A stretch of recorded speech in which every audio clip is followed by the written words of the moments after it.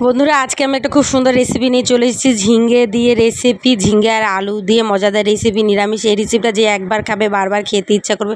তো চলো রেসিপিটা আমি কী করে বানাই সেটাই তোমাদেরকে দেখাবো, পুরো নিরামিষ।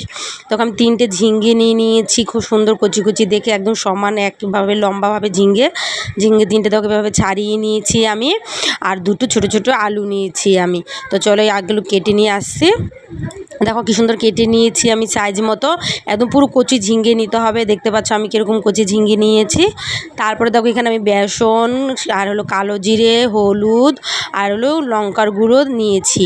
এটাকে আমি এখন ব্যাটার তৈরি করব। তোমার এটাকে ভালো করে আগে নেড়ে চেড়ে একসাথে নিচ্ছি আমি। তোমার দেখতে পাচ্ছ একদম দানা দানা যেন না থাকে, এটাকে আমি সুন্দর করে নিচ্ছি। তারপরে চলো এটাকে আমি ব্যাটার বানিয়ে নিই, তারপর আবার তোমাদের কাছে আসছি। দেখো এটা আমার কি সুন্দর ব্যাটার বানানো হয়েছে। দেখতে পাচ্ছ একটু গাঢ় মোটা করে ব্যাটারটা বানানো হবে, পাতলা না। কারণ এর মধ্যে আমি ঝিঙে দিয়ে, তোমার ঝিঙেটা দেওয়া হবে, বেশি পাতলা হলে ঝিঙের গায়ে তোমার বেসনটা লাগবে না। তারপর দেখো এদিকে আমি কড়াই বসিয়ে দিয়েছি, তেলও গরম হয়ে গেছে আমার। এখানে আমি কি করব, সে ব্যাটারের মধ্যে ঝিঙেটা দিয়ে দেখো এরকম করে করে নিয়ে আমি এবার ভেজে নেব।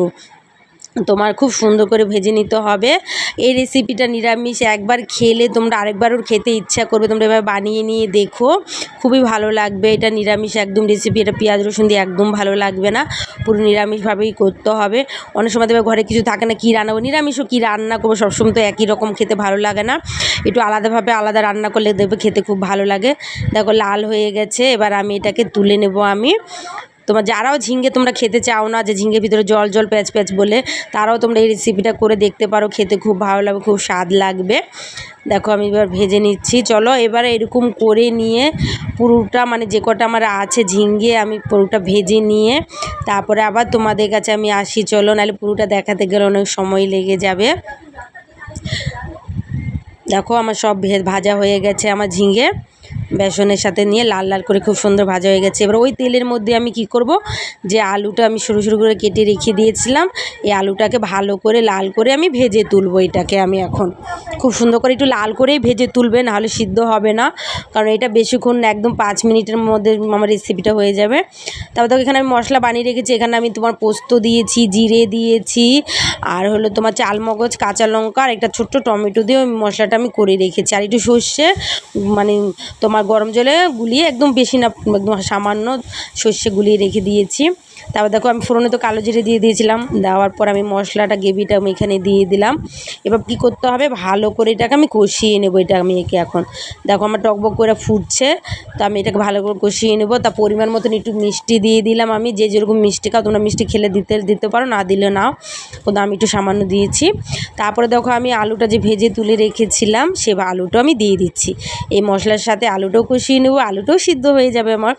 দেখো আমার মশলা কষানো হয়ে এসছে প্রায়, আলুটা আমার সিদ্ধ হয়ে এসেছে। কারণ আলু তো আমি যেভাবে ভেজেছি তখনই আমার প্রায় হাফের বেশি আলু সিদ্ধ হয়ে গেছিলো। তারপরে যে আমি সর্ষেটা গুলিয়ে রেখেছিলাম, সেই সর্ষেটাও আমি এখানে দিয়ে দিলাম আমি। তো চলো একটু নাড়াচাড়া করে নিয়ে তারপর আবার একটু মশলাটা কষানো হলে আমি আসি আবার।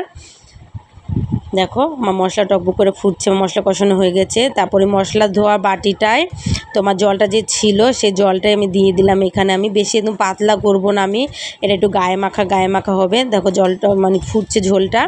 তারপরে দেখো আমি ভেজে রাখা ঝিঙেটা আমি এখানে দিয়ে দিলাম। এবার দেওয়ার পরে খুন্তি দিয়ে ভালো করে আস্তে আস্তে করে নাড়াচাড়া করে আমি একটু দিতে হবে। দেখো বেশি জল দিইনি আমি, পরিমাণ মতনই জল দিয়েছি। দেখো চলো এবার আমার আলুটা একটুখানি সিদ্ধ হয়ে নেক। দেখো আমার রেসিপি হয়ে গেছে, দেখতে পাচ্ছি একদম টকবক করে ফুটছে, গায়ে মাখা হয়ে এসছে। তো বন্ধুরা দেখো রেসিপি আমার রেডি। তারপর আমি এখান থেকে কাঁচা সর্ষের তেল দিয়ে দিলাম। তো বন্ধুরা এভাবে তোমরা করে খেয়ে দেখো, আর ভিডিওটা ভালো লাগলে একটা লাইক করে দিও, চ্যানেলটাকে সাবস্ক্রাইব করে দিও। চলো টাটা।